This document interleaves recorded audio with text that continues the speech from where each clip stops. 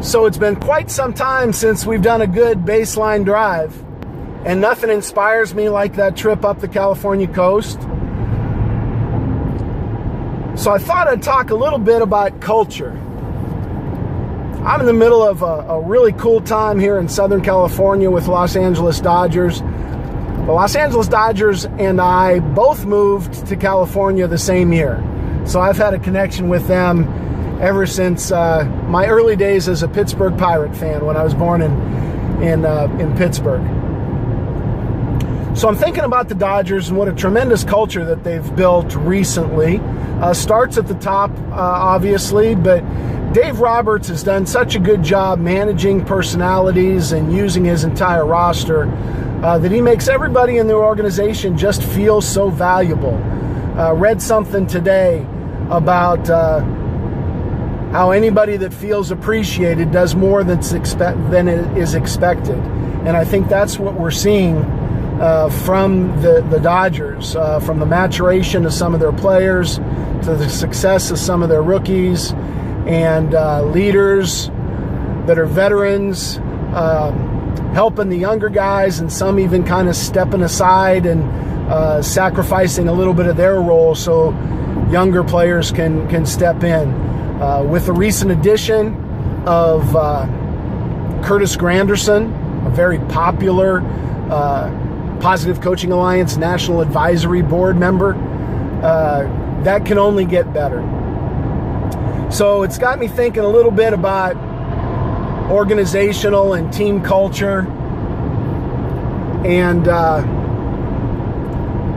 that's really appropriate all the way down to youth sports. Everybody needs to understand and accept their role, and that's not just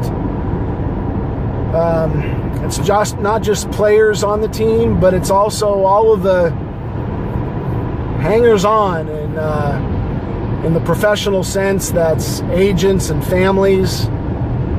But in the youth sports and high school sports realm, that's friends and boosters and parents. So something I talk about a lot in our presentations is the partnership that has to exist between those two groups of people, between the coaches and the team and all of the supporters, the agents or the parents. There's a lot of things that coaches do in terms of trying to prepare their team to compete.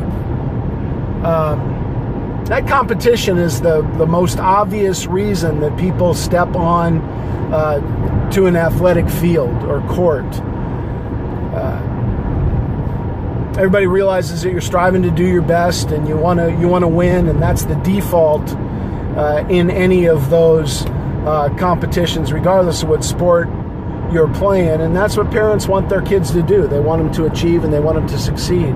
But if you were to ask any parent why their kid got involved in youth sports initially, they would all say things like to develop self-confidence, to learn teamwork, to deal with defeat, make friends, have fun.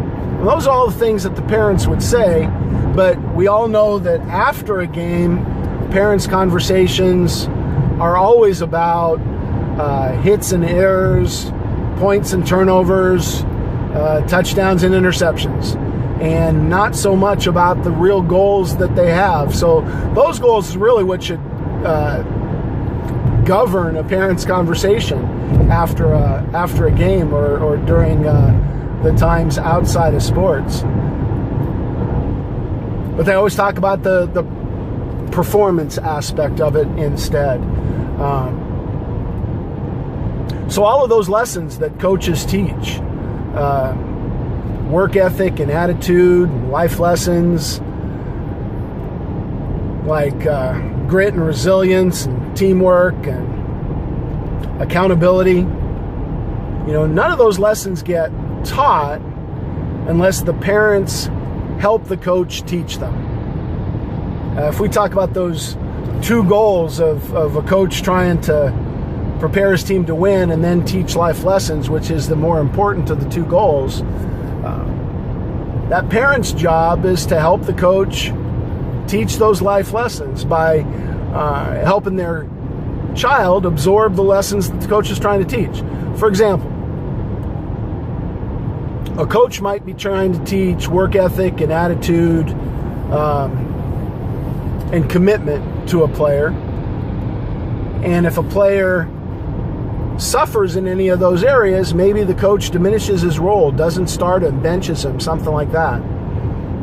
And that lesson only gets taught if the parent supports that. If the parent, complains about the coach on the ride home or around the dinner table, questions the decision, maybe even calls, the superior, an athletic director or a board member or something like that, then the player doesn't feel that that lesson is important and that lesson gets lost.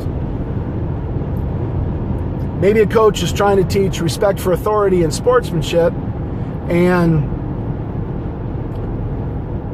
the parents are going crazy in the stands and questioning the coach's decision. If that's the case, that lesson gets lost. And then coaches want to hold their players accountable for their performance. And if after a game a parent is making excuses for a loss based on other players' mistakes, coaches' decisions, umpire, referees' calls, that lesson of accountability gets lost. So none of those lessons get taught without the parents' cooperation.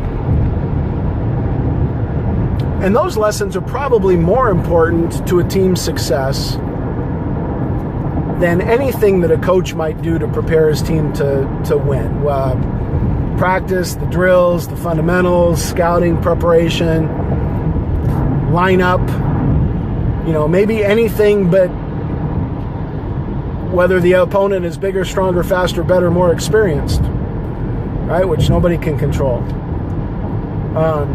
So if you had a bunch of kids that had great work ethic and attitude and were committed and tried hard and bounced back from success and were good sports and understood teamwork, were accountable for their actions, those players would win more games than they should. They would overachieve, and they'd probably overcome maybe a little bit of poor coaching. So those things are far more important, and those are the things that parents overlook because they question the other stuff.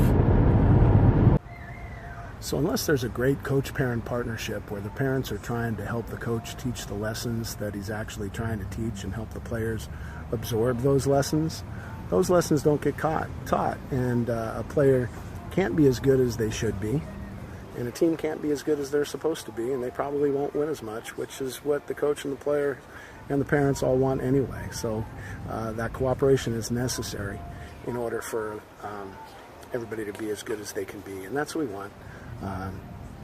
We want everybody to just be great.